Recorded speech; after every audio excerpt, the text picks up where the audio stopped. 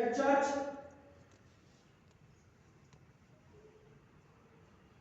के लिए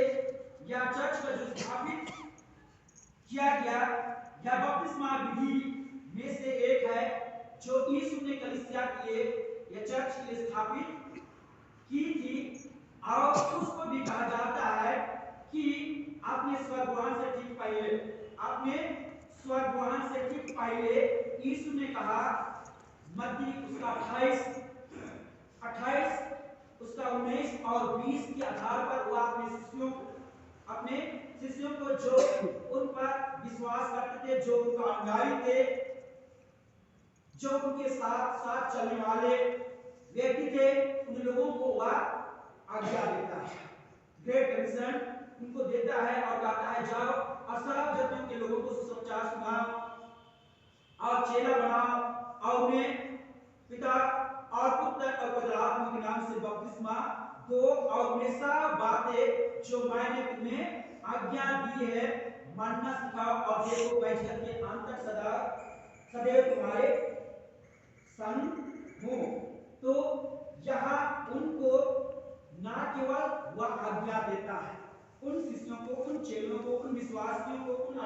अनुयायियों को ना केवल उनको आज्ञा देता है कि यीशु का कहे गए और दिए गए उन आज्ञाओं को पालन करें, ना केवल वह उनको आज्ञा देकर छोड़ देता है, आज्ञा देकर उनको देश के कोने कोने में भेज देता है सुसमाचार प्रचार करने के लिए, बल्कि उनके साथ प्रतिज्ञा भी किया है, उनके साथ प्रतिज्ञा भी किया है कि वह उनके साथ रहेगा, उनके जीवन के अंत तक उनके साथ, जब तक उनके शरीर में श्वास चलता है तब तक परमेश्वर उनके साथ साथ प्रभु यीशु मसीह उनके साथ साथ रहने की प्रतिज्ञा करते हुए बताता है कि जगत के अंत तक सदैव तुम्हारे संग हूं, इस प्रकार से वह प्रतिज्ञा करता है। तो ये निर्देश जो यहाँ पर जो निर्देश दिया है, ये निर्देश स्पष्ट जिम्मेदारी है उनको में पहुंचाने के लिए उनको आज्ञा दिया गया। इसलिए यदि किसी और कारण से नहीं, वह कहता है यदि किसी और कारण से नहीं तो बपतिस्मा इसलिए महत्वपूर्ण है क्योंकि यीशु ने इसकी आज्ञा दी, चाहे और कोई कारण बने या ना बने, लेकिन बपतिस्मा या और भी इसलिए गहरा महत्व है क्योंकि यीशु स्वयं इसका आज्ञा दिया है, स्वयं इसका आज्ञा दिया है। तो कलीसिया की स्थापना से पहले बपतिस्मा की प्रथा थी, यीशु मसीह के कहने के पूर्व भी बपतिस्मा की प्रथा थी और इसलिए प्राचीन काल में यहूदी धर्मांतरित लोगों के शुद्ध स्वभाव को दर्शाने के लिए, शुद्ध स्वभाव को, पवित्र स्वभाव को दर्शाने के लिए उन्हें बपतिस्मा देते आए थे, बहुत लंबी समय से वो लोग देते आए थे और इसलिए यूहन्ना बपतिस्मा दाता या यूहन्ना बपतिस्मा देने वाले ने प्रभु का मार्ग तैयार करने के लिए वह बपतिस्मा का प्रयोग किया, ना केवल यीशु इस बात का आज्ञा दिया, लेकिन यीशु का वह कार्य से पूर्व, यीशु का कहने से पूर्व यहाँ यूहन्ना के द्वारा भी उस यादगार नादी में बपतिस्मा की विधि को या बपतिस्मा करते हुए दिखाई देता है। उससे पूर्व भी हम पुराने नियम जब अध्ययन करते हैं तो वहां भी जो मूसा इस्राएलियों को जो बदमाई से निकालकर प्रतिज्ञा किया हुआ देश की ओर ले जा रहा था, उस समय में भी जो उनको समुद्र में पार किया या नदी में पार किया, जहां पर छाप चलाया और वह पानी जो दो भाग हो गया और उसमें से होकर पार हुए, वह भी पत्री वचन के मुताबिक जब इब्रानी को पढ़ते हैं, इफिसी को पढ़ते हैं तो वहां पर बताया जाता है कि वह भी बपतिस्मा का प्रतीक या रात में अग्नि का खंभा और दिन में बादल का खंभा देकर उनको जो अगुवाई किया वह भी बपतिस्मा का प्रतीक है और इसीलिए उसको मूसा का बपतिस्मा कहा जाता है। शास्त्र में उसको मूसा मूसा का बपतिस्मा इसीलिए कहा जाता है कि उसमें से उनको परमेश्वर पार किया और उन लोगों को संभाला, उन लोगों को संभाला। अब इस प्रकार से हम नए नियम में हम देख पाते हैं कि यूहन्ना यार्दन में उनको बपतिस्मा देता है। अब इस प्रकार से कई जगह में प्रेरित लोग बपतिस्मा दिया है। पतरस एक ही बार लगभग 3000 लोगों को बपतिस्मा देते हुए हम लोग देख पाते हैं। तो बपतिस्मा लेने की आवश्यकता थी क्योंकि सभी को प्रस्ताव की आवश्यकता होती है, सभी को प्रस्ताव की आवश्यकता होती है, चाहे वह मसीह परिवार में जन्म लिया हो या गैर मसीह परिवार में जन्म लिया हो। जब तक वह बपतिस्मा नहीं लिया है तब तक वह संसार है, तब तक वह प्रभु के राज में रोपा नहीं गया है, रोपा नहीं गया है, क्योंकि सबों के लिए बपतिस्मा की आवश्यकता है, क्योंकि सबों ने पाप किया है। संत पौलुस के द्वारा कहा गया है, कोई भी धर्म नहीं, एक भी धर्म नहीं, सब के साथ धर्म नहीं भटके हुए पाए जाते हैं। जब हम संत पौलुस के द्वारा कहे गए उन पत्रियों को जब अध्ययन करते हैं तो हम इस प्रकार से हम पढ़ते हैं। और इसलिए मैं बार-बार इस बात को दोहराता हूं कि पाप दो प्रकार से होता है, पाप दो प्रकार से होता है। एक तो हम जन्मजात पाप है, जैसे पौलुस ने कहा कि हम सबने पाप किया है, सबने पाप किया है, सभी कोई पापी, जन्मजात हम पापी हैं। हमारे आत्मिकता की ब्लड सर्कुलेशन के माध्यम से जो पाप का बीज है वह पीढ़ी दर पीढ़ी वह चला आया है, पीढ़ी दर पीढ़ी चला आया है, जिसको कि बपतिस्मा के पवित्र स्नान के द्वारा उस जन्मजात पापों को धोकर शुद्ध और पवित्र करते हुए प्रभु के साथ मेल मिलाप कराया जाता है। और उसी विधि अवधान को लूथरन कलीसिया अपनाया है। बाल्यकाल में ही जन्म के बाद उसका जन्मजात पाप को धोकर शुद्ध और पवित्र किया जाता है, जो मतदार ब्लड सर्कुलेशन के माध्यम से जो आया है। अगर उसको प्रमाण करना है तो कैसे हम उसको पापी कर सकते हैं? उसके बाद माँ बाप ब्लड सर्कुलेशन के माध्यम से वो आया है, तो स्वाभाविक रूप से आप देख सकते हैं कि उनको कभी कोई माँ बाप कोई अपने संतान को चोरी करने नहीं सिखाता है, किसी को लड़ाई करने नहीं सिखाता है, किसी के साथ ईर्ष्या करने नहीं सिखाता है, लेकिन ब्लड सर्कुलेशन के माध्यम से ही वह पाप का बीज जो है पीढ़ी दर पीढ़ी वह चला आया है। इसके स्वभाव से ही हमारे मन से, विचार से, सभी प्रकार से वह पाप का स्वभाव नहीं होता है। हम इसलिए बपतिस्मा और स्नान के द्वारा उन पापों को धोकर शुद्ध किया जाता है। दूसरी पाप जो है वह समझबूझ के बाद जो हम पाप करते हैं वह कर्म पाप है, वह कर्म पाप है। और उन तमाम बातों को जानने और समझने के लिए ही एक माँ बाप होकर बाल्यकाल से उनको संडे स्कूल के माध्यम से उनको धर्मशास्त्रीय शिक्षा को दिया जाता है, धर्मशास्त्रीय शिक्षा को दिया जाता है कि वे उन सारे पापों से वे अपने को बचा सकते हैं, अपने को सुरक्षित रख सकते हैं और आगे चलकर उसी को विकारण के माध्यम से और भी उनको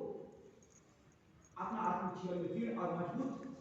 बनने के लिए उनको शिक्षा देना आता है कि वह उन पापों से बच सके। और इसलिए कहा बताता है कि सबों को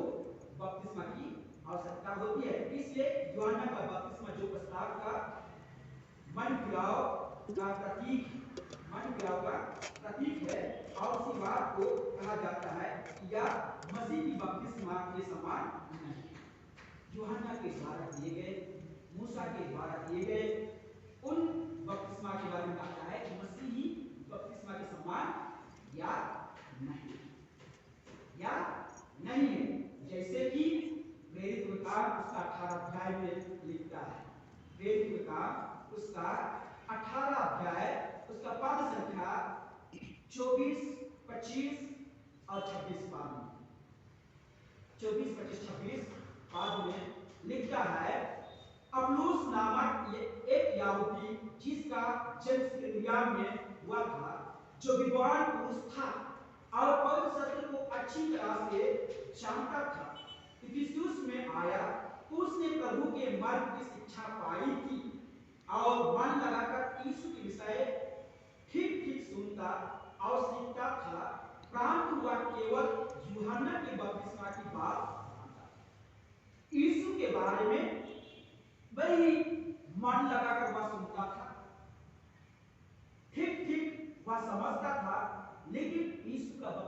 से अनजान थे। यीशु का मृत्यु का बपतिस्मा से वह आंजन था, अज्ञान था। वह केवल यूहन्ना का बपतिस्मा के बारे में वह जानता था। और आगे कहता है वह आराधनालय में निडर होकर बोलने लगा, पर प्रिस्किला और अक्विला उसको उसकी बातें सुनकर उसे अपने यहाँ ले गए और परमेश्वर का मत उसको और भी ठीक बताया। प्रिस्किला और अक्विला जो है यह संत पौलुस का सहकर्मी लेडीज थी। यह महिला जो है यह पौलुस का सहकर्मी मिशनरी कार्य में थी। मिशनरी कार्य में ये लोग पौलुस का सहकर्मी थे और ये लोग बहुत अच्छी तरह से वो लोग शिक्षा को प्राप्त किए थे। और जब यह अपुल्लोस जो है या परमेश्वर के भवन में जब यह प्रवचन दे रहा है तो उनको वहां से ये दोनों अपने घर में ले आए और उनको ठीक और भी यीशु मसीह का शिक्षा को दिए। यीशु मसीह का शिक्षा को दिए क्योंकि ये केवल यूहन्ना का बपतिस्मा के बारे में जानता था। हालांकि यीशु मसीह के बारे में वह सुना, ठीक रीति से उनके बारे में जाना, लेकिन यूहन्ना का बपतिस्मा को ही केवल वह जानता था। और आगे जब हम लोग देखते हैं उसी के बारे में, उसी अपुल्लोस के बारे में जब हम देखते हैं तो 19वां पाठ का पहला पाठ से आगे जब हम देखते हैं वहां पर लिखता है उसी जगह में, जब अपुल्लोस कुरिन्थुस में था तो पौलुस ऊपर के सारे प्रदेश से होकर इफिसुस में आया। वहां कुछ चेलों को देखकर उनसे कहा, क्या तुमने विश्वास करते समय पवित्र आत्मा पाया? उन्होंने उससे कहा, हमने तो पवित्र आत्मा की चर्चा भी नहीं सुनी। यहाँ अपुल्लोस और उनके साथ और भी चेले हैं। आगे जब हम पढ़ते हैं तो लगभग 12 पुरुषों का शब्द लिखा हुआ है। 12 पुरुष, लगभग 12 पुरुष थे वहां पर। तो ये लोग पवित्र आत्मा का चर्चा तक नहीं सुनते। उसी को कहा गया कि उसने उनसे कहा, क्या तूने विश्वास करते समय पवित्र आत्मा पाया? उन्होंने उससे कहा, हमने तो पवित्र आत्मा की चर्चा तक भी नहीं सुनी। उसने उनसे कहा, तो फिर तुमने किसका बपतिस्मा लिया? उन्होंने कहा, यूहन्ना का बपतिस्मा। पौलुस ने कहा, यूहन्ना ने यह कहकर मन फिराव का बपतिस्मा दिया कि जो मेरे बाद आने वाला है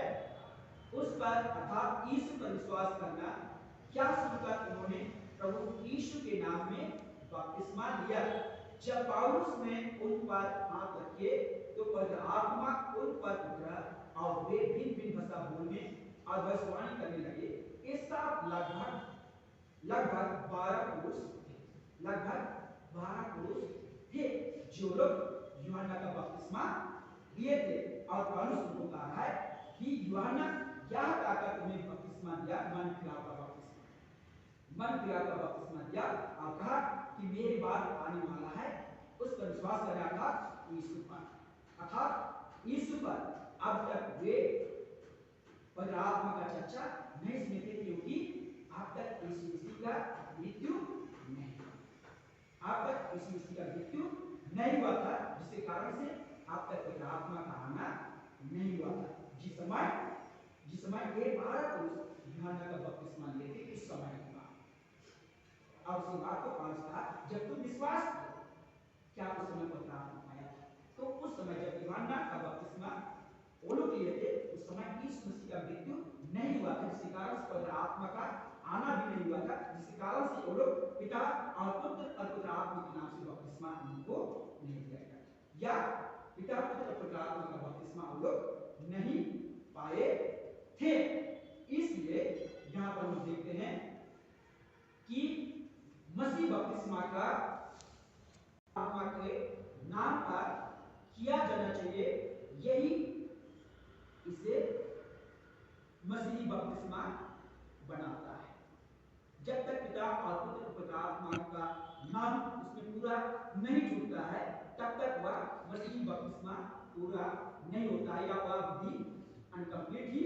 रहता है। अब इसलिए पहला प्लान थी उसका 12वां अध्याय उसका 13वां पद में जब हम देखते हैं तो वहां पर लिखता है क्योंकि हम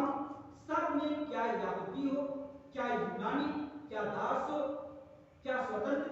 एक ही आत्मा के द्वारा एक देह होने के लिए बपतिस्मा लिया और हम सबको एक ही आत्मा पिलाया गया। एक ही आत्मा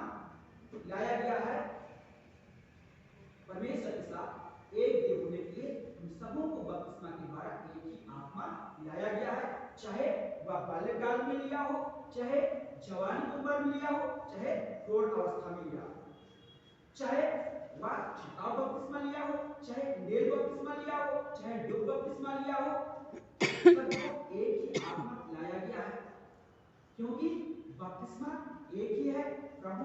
एक ही है, कलीसिया एक ही है, लेकिन बपतिस्मा एक ही है। इसलिए मानव जीवन में या विश्वास के जीवन में एक ही बार बपतिस्मा लेना मनुष्य के लिए उपलब्ध परमेश्वर की ओर से है।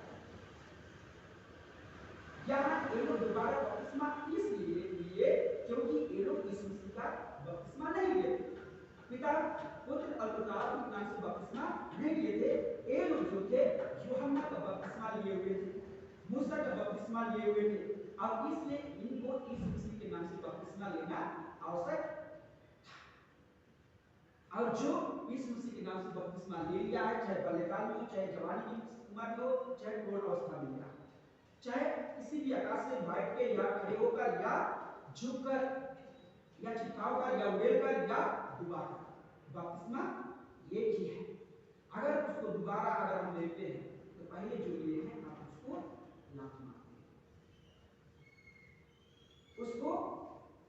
नकारते हैं, क्योंकि पहले से ही हम उस तीनों के नाम से हम ले चुके हैं, इस मसीह का मृत्यु का बपतिस्मा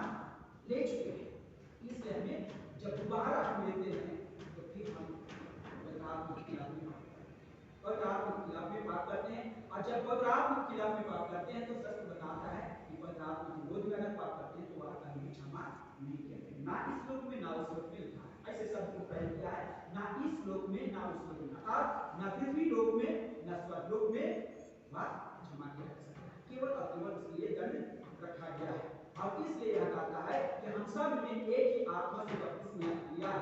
लिया कि एक देह बने, चाहे यहूदी हो, चाहे अन्य जाति हो या स्वतंत्र हो, और उन सबको एक ही आत्मा पिलाया गया है। जल से बपतिस्मा हम शुद्ध किए जाते हैं, हमारे पुराने मनुष्य को दूर किया जाता है, हमारे पुराने मनुष्य को अर्थात पापों को दूर किया जाता है, जैसे कि रोमी 6वां अध्याय में हम पाते हैं, रोमी 6वां अध्याय उसका 6वां अध्याय उसका 11वां पद में हम पाते हैं, 11वां पद में हम पाते हैं, ऐसे ही तुम भी अपने आप को पाप के लिए तो मरा, परंतु परमेश्वर के लिए मसीह यीशु में जीवित समझा। ऐसे ही तुम भी अपने आप को पाप के लिए मारा, परंतु परमेश्वर के लिए मसीह यीशु में जीवित समझो। तो यहाँ इसके अनुसार जब हम देखते हैं तो बपतिस्मा मसीह की मृत्यु, दफनाए जाने और उत्थान को दर्शाता है। बपतिस्मा जो है मसीह यीशु का मृत्यु और दफनाए जाने और उत्थान को दर्शाता है,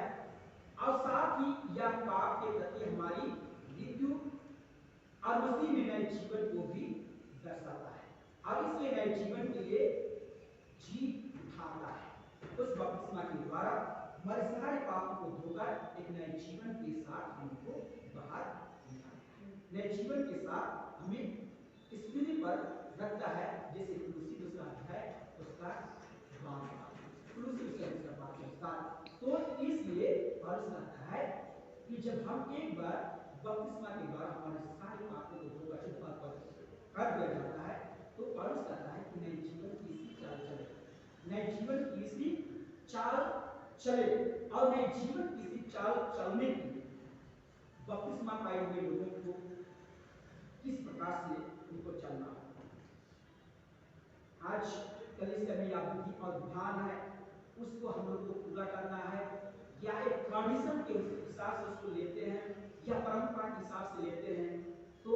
वह आपका और मेरा सोच वह गलत है। आपका और मेरा सोच गलत है, बल्कि उसको ट्रेडिशन या परंपरा के हिसाब से ना लेते हुए उसको आत्मिक रीति से हमको सोचना और विचार करना होगा। आत्मिक रीति से उसको सोचना और विचार करना होगा और उसी के हिसाब से हमको चलना होगा, तभी जाके हम परमेश्वर के राज में जो हम रोके गए हैं, हम निश्चय एक दिन हमको रीति से उसमें परमेश्वर के साथ पाए जाएंगे। और रहा बात कि परमेश्वर की ओर से एक पुरुष और स्त्री, एक दंपति परिवार एक संतान को पाल लेना या एक बेटी और बेटा को पाल लेना, वहीं पर वह पर्याप्त नहीं होता है, वहीं पर वह समाप्त नहीं होता है, बल्कि उनका परवरिश करना, उसका पालन पोषण करना, उसका फ्यूचर को ब्राइट फ्यूचर के रूप में तैयार करना, यह सबसे बड़ी बात है कि आप उसका फ्यूचर को किस प्रकार से आकार दे रहे हैं। उसका परवरिश जिस माहौल में आप रहते हैं, उस माहौल में, उस परिवेश में आप किस प्रकार से उसको तैयार कर रहे हैं। और परमेश्वर सही समय आपको देता है कि ठीक समय में, ठीक जगह में जब आप उसको अच्छा शिक्षा, अच्छा दीक्षा देकर उनका सही समय में सही जगह में डालते हैं, तो आगे चलकर निश्चय एक माँ बाप जिस बेटा और बेटी को जन्म दिलाते हैं, उनका सोच, उनका विचार आता है कि जब हम बुढ़ापे की अवस्था में आएंगे और वे जवान होंगे तो उन्हीं के द्वारा हम आदर्श का सम्मान को प्राप्त करेंगे। लेकिन आपका जो सोच है तभी वह पूरा होता है जब आप सही समय में उनका परवरिश सही जगह पे किए रहते हैं, उनका नियम, उनका फाउंडेशन सही जगह पे आप डाले रहते हैं, आत्मिक शिक्षा, आत्मिक गुण उनको दिए रहते हैं सही समय में, तो वह संतान, वह बेटा और बेटी आपका आज्ञाकारी मानते हैं, आपका आज्ञाकारी मानते हैं। तो एक माँ बाप बन जाना ही पर्याप्त नहीं है, बल्कि एक माँ बाप बनकर उनका सही परवरिश करना, उसको अच्छा अगुवाई करना आपके ऊपर में निर्भर होता है, आपके ऊपर में निर्भर होता है। जितना अच्छा आत्मिक शिक्षा आप देंगे उतना ही अधिक आपके भविष्य में लाभदायक, आपके भविष्य में लाभदायक होगा। और परमेश्वर करे कि आप उनको ऐसा कीजिए, ऐसा ज्ञान, ऐसा सामर्थ्य, शक्ति दे, निश्चित रूप से आप अपना पारिवारिक परिवेश के वैसे ही बनाए। ना केवल आज जो सुनी परिवार के हैं उनको मैं कह रहा हूँ वचन के साथ, बल्कि हम जितने भी हैं, हम सभी ख्रिस्त विश्वासियों के लिए भी ऐसे ही हैं। सभी ख्रिस्त विश्वासी भाई बहन जो मसीह में हम पाए जाते हैं, जो मसीह का बपतिस्मा लेकर उसके साथ साथ जो चलने वाले, हम अपना आइडेंटिटी देते हैं कि हम मसीह हैं, तो हम सबों का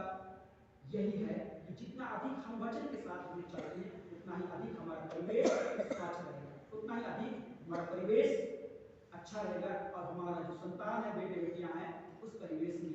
अच्छा डिवोल्व कर बढ़ने पाएंगे और उनका जो भविष्य है निश्चय एक उज्जवल भविष्य के रूप में तैयार होगा, एक ब्राइट फ्यूचर के रूप में तैयार होगा। ना केवल शरीर और मानसिक रीति से बल्कि आत्मिक रीति से भी वो लोग उन्नति कर पाएंगे। अगर हम माँ बाप होकर शरीर, मानसिक, आत्मिक रीति से उन्नति करते हैं, हमारे संतान भी उसी परिवेश में वे उन्नति करते हैं,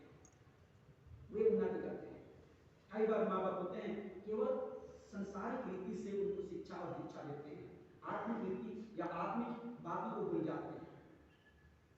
सबको एक संतुलन में लेकर चलना होता है, सबको एक संतुलन में लेके चलना होता है। और निश्चय इन बातों का जब कमी पाया जाता है तो परमेश्वर से मांगे, परमेश्वर से प्रार्थना करें, आपको संतुलित वातावरण में जीने और चलने में पूरी सहायता प्रदान करें। प्रभु इस वचन के द्वारा आप सबको आशीष प्रदान करें। आमीन। आइए उसे जुटाएं, प्रभु धन्यवाद।